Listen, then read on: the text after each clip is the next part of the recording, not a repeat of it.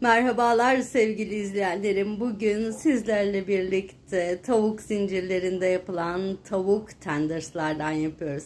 Haydi bu lezzetli tarifin yapım aşamalarına geçelim. Bugün hep birlikte çıtır tavuk yapıyoruz. Bunun için tavuklarımı şöyle uzun şeritler halinde jülyen şekilde doğradım. 750 gram tavuk kullandım. Kemiksiz ve bir kabıma alıyorum. Üzerine şöyle bir su bardağı süt ilave ediyorum. Marinem için bir yemek kaşığı limon suyu ilave ediyorum. Tuz ve karabiberim var. Tuz ve karabiberimi ilave ediyorum marineme. Tüm malzememi karıştırıyorum, marine malzememi ve tavuklarımı 1 saat bu marinenin içerisinde bekletiyorum.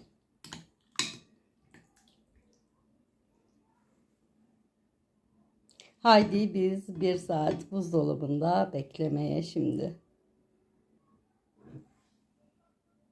Tarifimizin tempura harcı için 1 su bardağı yani 100 gram un kullanıyorum. Şöyle yarım su bardağı mısır nişastam var yani 50 gram. 1 tatlı kaşığı kabartma tozu. 1 tatlı kaşığı kırmızı toz biber, 1 çay kaşığı tuz ve 1 şişe buz gibi maden suyu. Maden suyunun soğuk olması önemli.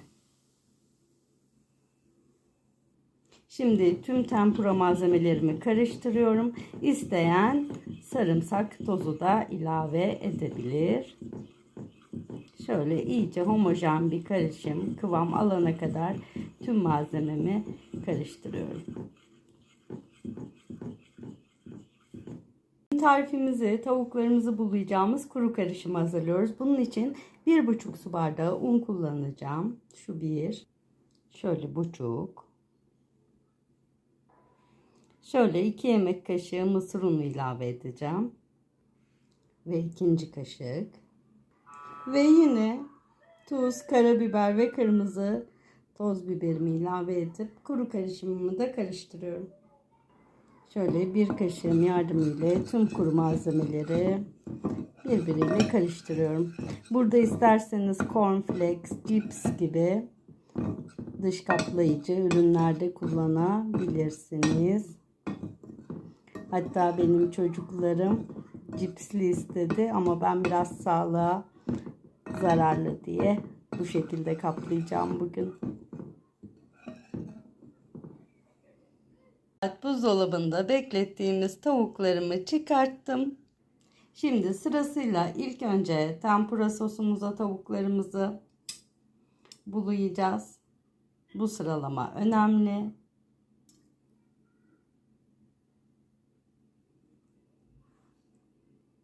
Bir kaşığımız yardımıyla veya elimiz yardımıyla sosumuzun tavuklarımızın her yerine bulaşmasını istiyoruz. İyice sosa buladığımız tavuklarımızı şimdi kuru karışımımızın içerisine alıyoruz.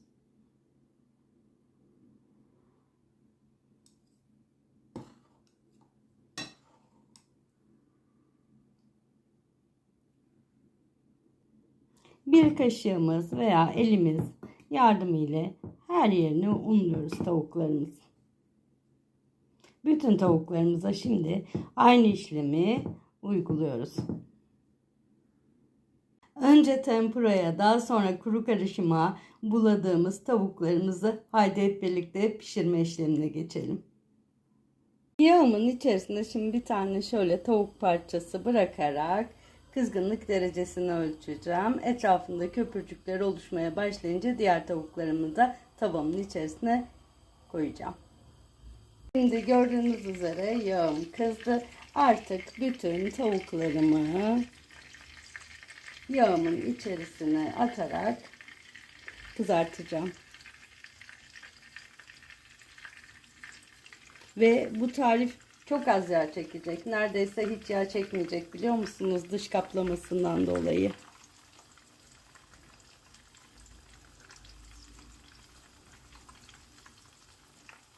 Şimdi şöyle tavuklarımın arka yüzeyini de çeviriyorum. Böyle önlü arkalı tavuklarımızı iyice kızarana kadar çevire çevire pişiriyoruz.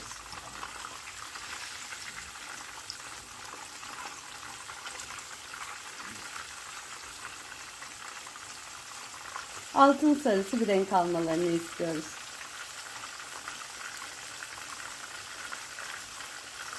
Bu tavuklar yediğiniz en çıtır tavuklar olacak.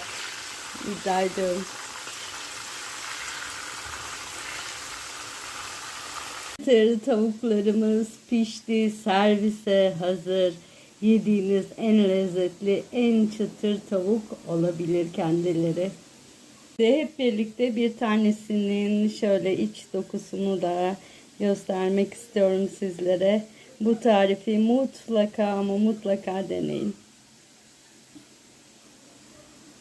Merhabalar sevgili dostlar. Evime, mutfağıma, kanalıma hoş geldiniz. Bugün sizlerle çok sevilen, herkesin çok severek tüketeceği bir tarif olan Arnavut tavuğu tarifi yapıyoruz. Haydi şimdi hep birlikte bu lezzetli tarifin yapım aşamalarına geçelim. Tarifimiz için 2 adet orta boy patatese ihtiyacımız var. Patateslerimizin kabuklarını soyup yıkayıp enine patateslerimizi doğruyoruz. Bu tarifimizde küp küp doğranmış patateslere ihtiyaç duyuyoruz. Bunun için bir bıçağımız yardımıyla tüm patateslerimizi küp küp doğruyoruz. Patateslerimizin yumuşak olmaması için bu aşamada kızartmalık patates kullanırsanız çok daha başarılı bir sonuca ulaşabilirsiniz. Ben patateslerimi doğrarken siz de kanalıma abone olur musunuz? Bir tavamıza sıvı yağımızı koyduk. 1 adet patatesimizi içerisine attık. Şimdi yağımızın kızmasını bekliyoruz. Patatesimizin etrafında köpürcükler oluştu. Yağımız ısındı. Şimdi diğer tüm patatesleri yağımıza ilave ederek ilk önce tarifimizde patateslerimizi kızartıyoruz. Patateslerimizin hepsini tavamıza aldık. Şimdi bir kepçemiz yardımıyla her yüzeylerinin yağa değmesini sağlıyoruz. Patates kızartırken size bir püf noktası da vermek istiyorum. Patateslerimizle çok fazla oynamıyoruz. Sadece bir kere arka ve ön yüzünü çevirmemiz yeterli olacaktır. Patateslerimiz kızgın yağda kızarırken şimdi biz de sizlerle tavuklarımızı doğrama işlemine geçiyoruz. 3 adet tavuk bonfile kullandım. Normalde bonfile eti biraz kuru olur ama biz şimdi soslayarak yağda kızartacağımız için çok lezzetli tavuk küpleri elde edeceğiz. Bunun için ilk önce tavuk bonfilelerimizi enine doğruyoruz. Daha sonra bıçağımız yardımıyla tavuk bonfilelerimizi de küp küp doğruyoruz. Tüm tavuk bonfilelerimize şimdi aynı işlemi uygulayacağız. Bu tarifte kullanacağımız tavuk etimiz kemiksiz tavuk eti olmalıdır. Tavuğun dilediğimiz kısmını kullanabiliriz. Tavuk etlerini eğer buzluktan çıkaracaksanız hafif buzluyken doğramak işinizi kolaylaştıracaktır. Şimdi bir adet daha tavuk bonfilemizi doğrayalım. Evet, şimdi tavuk bonfilelerimiz şöyle hazır. Patateslerimiz kızardı bu arada. Patateslerimi bir kevgir yardımıyla servis tabağıma alıyorum. Tüm kızaran patateslerimi servis tabağıma aldıktan sonra tavuklarımızı kaplayacağımız sosun hazırlık aşamasına geçiyoruz. Bunun için bir karıştırma kabıma yarım su bardağı un ilave ediyorum. Üzerine 2 çay kaşığı tuzum var. Şöyle 2 ve 2 çay kaşığı kırmızı toz biber ilave ediyorum. Tüm kuru karışımımı bir kaşığım yardımıyla karıştırarak homojen bir kıvam almasını sağlıyorum. Daha sonra hazırladığım tavuk küplerimi unlu karışıma ilave ederek bir kaşık ile karıştırıyorum. Unlu karışımın tavuk küplerinin her yerine değmesine dikkat ediyorum. Kızarırken her köşesinin çıtır çıtır olmasını istiyorum çünkü. Tavuk küplerimiz artık kızarmaya hazır. Daha önce patateslerimizi kızarttığımız yağa teker teker tavuk küplerimi koyuyorum ki birbirlerine yapışıp birleşik bir görüntü oluşturmalarını istemiyorum. Tek tek elimle kızgın yağıma koyduğum tavuk küplerimi ara sıra kevgirim ile karıştırarak pişiriyorum. Alttan üstten çeviriyorum kevgirim yardımı ile. İyice kızarmalarını istiyorum. Kızaran tavuk küplerimi fazla yağlarını süzdürerek bir kevgirim yardımı ile servis tabağıma alıyorum.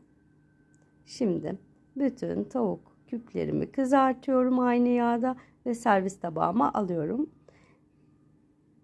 Servis tabağına aldığım Arnavut tavuklarım ve patates kızartmalarımı şöyle tabakta bir kaşık yardımıyla servis tabağında karıştırıyorum.